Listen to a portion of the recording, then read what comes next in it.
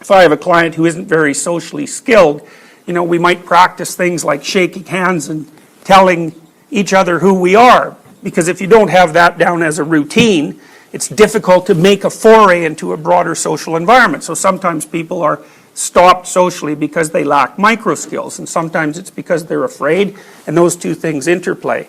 But another thing that happens in therapy an awful lot is that people come in for assertiveness training. And they're people they're usually agreeable in temperament, but they're also people who have failed to integrate that capacity for aggression into their personality for one reason or another. Maybe they weren't taught to. That's certainly possible. Maybe when they manifested aggression, they were punished for it. Maybe they observed other people who were too aggressive and decided that they were never going to be like that. That's a common response. But it doesn't really matter, because once you're an adult and you're working in a competitive world, which you will definitely be, you have to have that capacity. Because otherwise you get pushed to the bottom of the dominance hierarchy and exploited. And it's not necessarily because of malevolence. Partly it can be that, but often it's the consequence of the fact that generally if you're negotiating for something, there are forces pulling on that from all directions. And what outcome is obviously right is not obvious at all. And so it's a matter of negotiation. And so you have to be able to put your position forward with some force and not be timid about it and be articulate about it. And all that is a consequence of integrating these systems that can be very dangerous if they're not working properly into your personality, rather than ignoring them and letting them run in an underground fashion, which is what they would do. Yes? What you're talking about kind of reminds me of Freudian sublimation. Yeah, well, the thing about Freud, so the comment was that it's reminiscent of Freudian sublimation. Freud more or less had an inhibitory model of socialization, because he thought of people as pushed by the id, so that the ego, as pushed by the id and inhibited by the superego.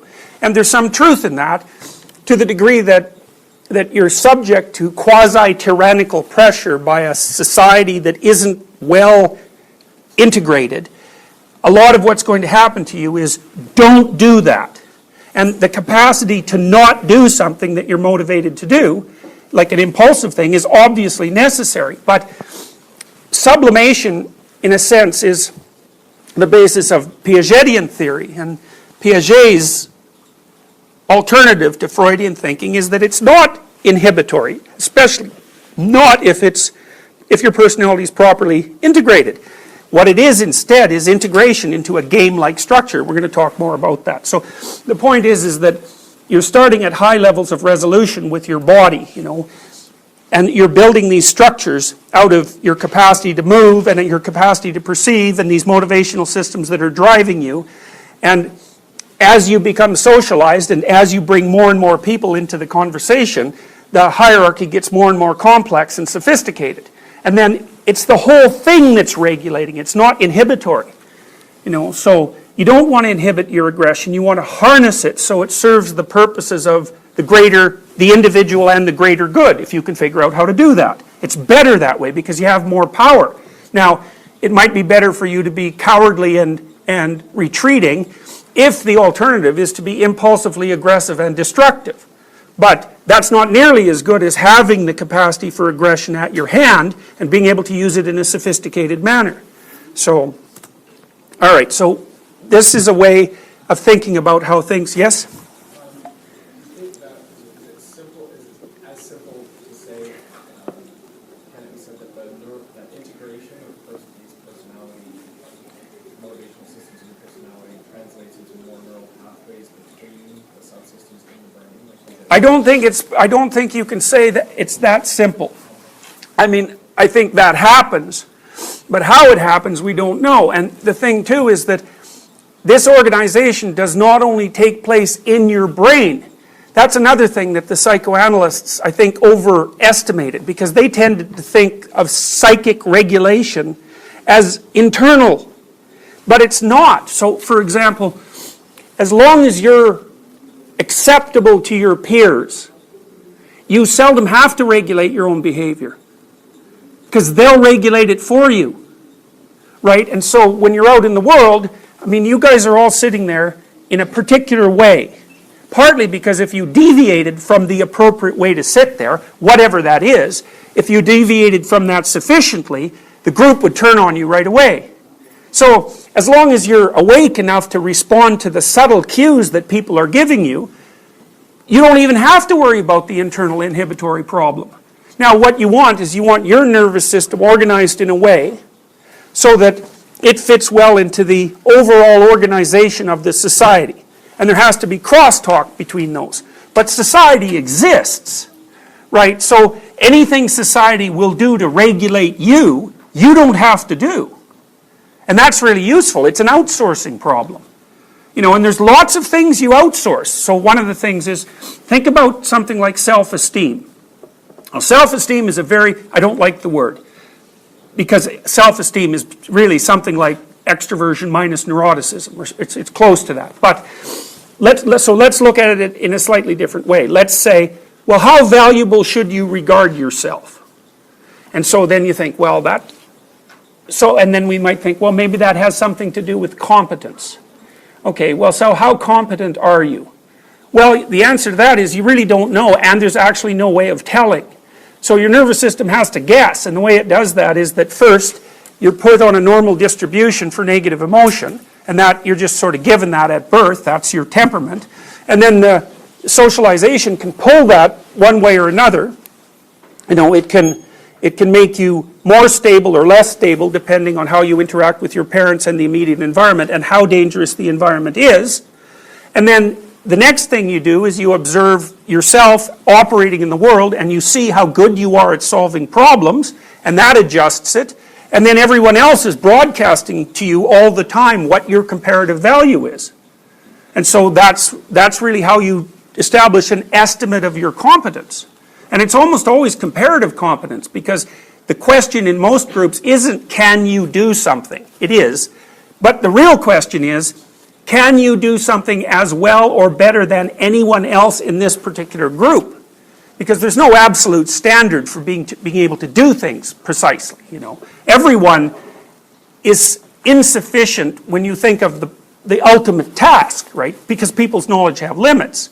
So the question is, well, are you up for the challenge compared to the people around you? So it's a very complex calibration process, and it certainly doesn't all take place inside. It can't. You're not complex enough to do that, and it's foolish anyways. You know, partly what the stock market does, the stock market is a massive conversation about the relative value of property, roughly speaking. And it moves around a lot, because you think about all the variables that are being taken into account at the same time. It's not only every company and every commodity in relationship to every other company and every other commodity. It's also all that in relationship to the price of all the currencies. And that takes into account political stability or instability and disease and catastrophe and hurricanes and so on and so forth. And like that, there has to be something dynamic and ongoing that enables those calculations to be made, because it's incalculable otherwise. And the same thing is true in some sense of your competence. You can't calculate that on your own. You have to have help. And so that's partly why the group also decides where you are in the dominance hierarchy. Now the group can also under or overshoot. That happens lots of times, you know, because maybe the local environment that you're in isn't a very good representative of the broader environment. This happens to lots of smart people in high school, for example, or junior high, where if they're intelligent, that is not necessarily socially valuable for a number of years. And if the person who's intelligent doesn't get out of that environment into an environment where intelligence is valued, so hopefully that's a university, then you know, their actual potential isn't going to be valued by the dominance hierarchy in proper keeping with its actual real world value.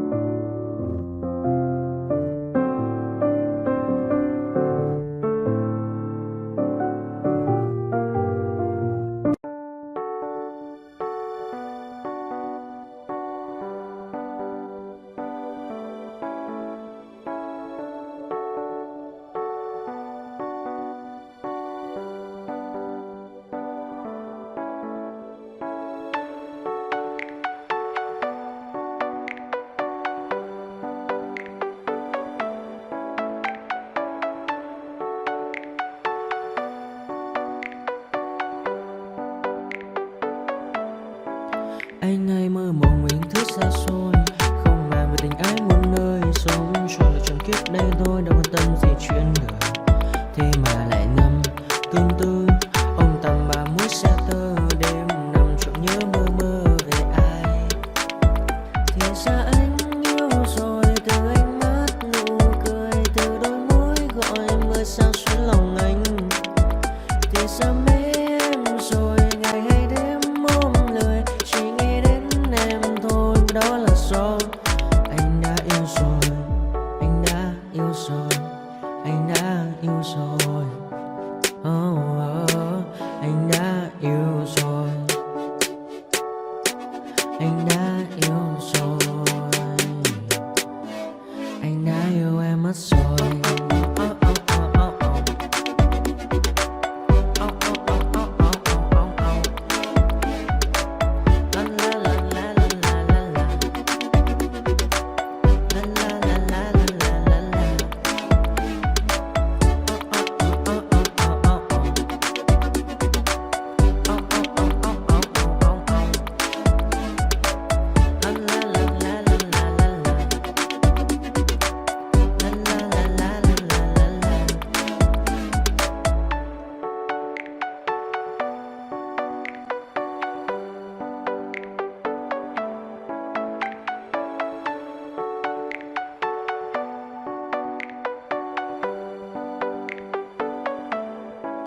Anh hay mơ mộng những thứ xa xôi, không màng về tình ái muôn nơi. Sống cho là trọn kiếp đây thôi, đâu quan tâm gì chuyện đời.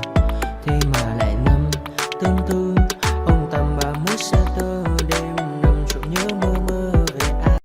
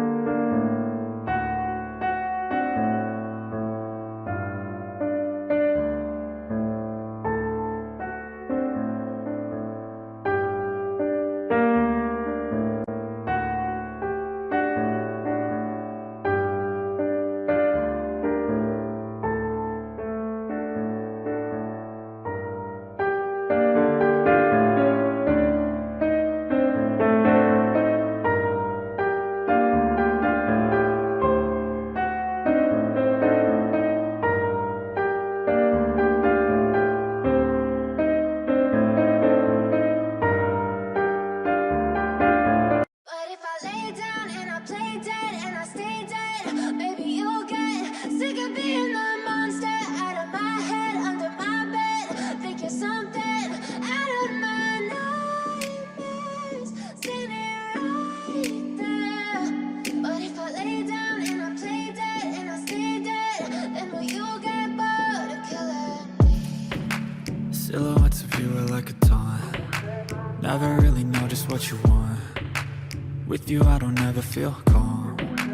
I can feel the sweat inside my palms. Play with me like cats and a string. You don't understand the pain it brings. You don't ever wanna give me wings. You don't ever wanna set me free. You know I'm addicted to you, and it's twisted, you've been gifted with the evil voodoo. Got me coming back for more, even when I've been screwed. Dolls full of pins, pierce my heart straight through. I got issues in my head, I like you in my bed, but you keep me on red. Oh, everything is like a test, I better not text or I'll come off desperate. But if I lay down and I play dead and I stay dead, maybe you'll get sick of being the monster out of my head, under my bed. Think you're something out of my nightmares, standing right there. But if I lay down and I play dead and I stay dead, then will you get bored of killing me? So if I play dead, will you regret everything you did, that you said. I don't think you understand what you're doing. And my heart's black and blue from the bruising. I feel like when I'm with you I'm losing. I feel like you think that this amusing. Sitting there gaslighting and confusing. Was it me? Is it me? Am I deluded? I'm the one who's always sorry, the conclusion. Even though I offer all of the solutions. I wish you loved me like I love you, it's stupid. When I'm alone with you I never feel lucid. I wish I wasn't struck by Cupid. I wish when I first saw you I knew this. When I'm with you I feel so useless. I feel diluted, my heart's been wounded. Silhouettes of you are like a taunt. Never really know just what you want. With you I don't ever feel calm. I can feel the sweat inside my palm. Play with me like cats and a string.